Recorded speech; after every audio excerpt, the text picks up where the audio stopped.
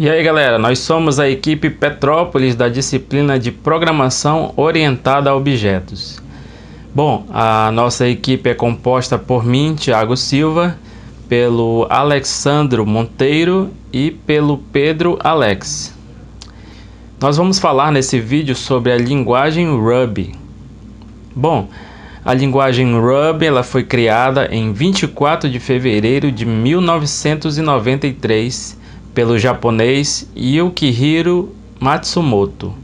A ideia era criar uma nova linguagem que misturasse programação funcional, que é aquela que descreve a computação em funções matemáticas, com a programação imperativa, que por sua vez descreve a computação em ações ou comandos que podem e que mudam de estado. Com proposta de desenvolver uma linguagem legível, fácil e agradável, Matsumoto se inspirou em Python, Perl, Smalltalk, Eiffel, Ada e Lisp, sendo muito parecido em vários aspectos à linguagem Python. Ruby é uma linguagem interpretada e orientada a objetos. É utilizada principalmente no desenvolvimento de aplicações web.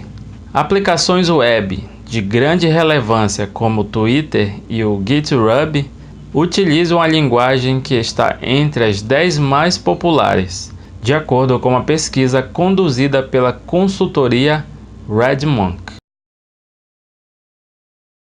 Olá pessoal, meu nome é Pedro. Eu vou falar um pouquinho sobre a sintaxe da linguagem Ruby. Bom, quando o Yukihiro Matsumoto pensou em fazer a linguagem Ruby, ele programou uma sintaxe simples, limpa e exata.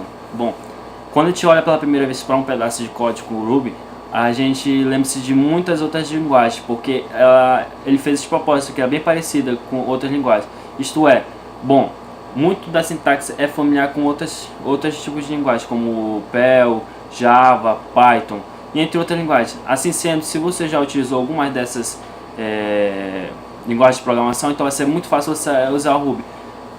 Bom, ela apresenta vários tipos de características. Infelizmente não vai dar para passar todo no vídeo porque não vai dar o tempo.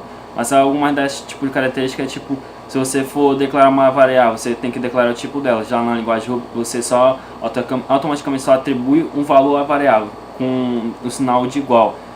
E ela não existe diferença entre tema, expressão e uma declaração.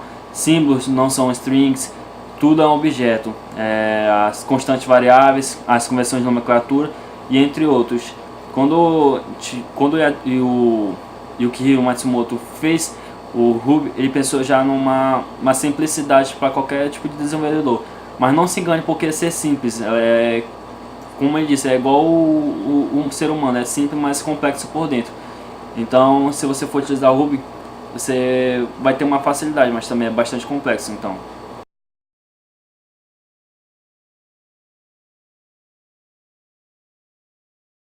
Sou Alexandre e vou falar sobre as ferramentas de desenvolvimento na linguagem Ruby.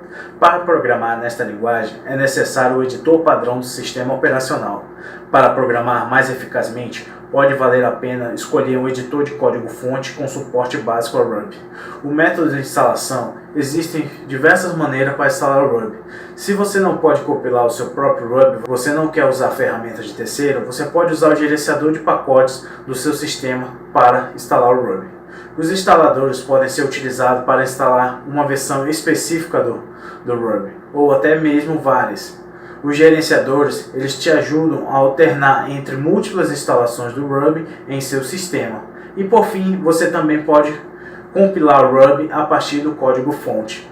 Instalar pelo código-fonte é uma grande solução para quando você estiver confortável o suficiente com a sua plataforma e talvez precise de configurações específicas para o seu ambiente. O Ruby é uma linguagem dinâmica, poucos desenvolvedores usam IDE.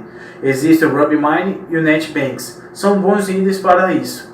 Mas você pode optar por um editor de texto, o Gedit, o Redcar, que é para Linux, o Emacs para Linux e Windows, e o TextMate, que era para o Mac. Se você tiver algum problema compilando Ruby, considere utilizar uma das ferramentas. Existem várias ferramentas, mas falarei algumas que podem ser usadas. No Linux e em máquinas de OS X, você pode usar o RVM. E em máquinas com Windows, você pode utilizar o Ruby History ou o PIC. Eles podem te ajudar.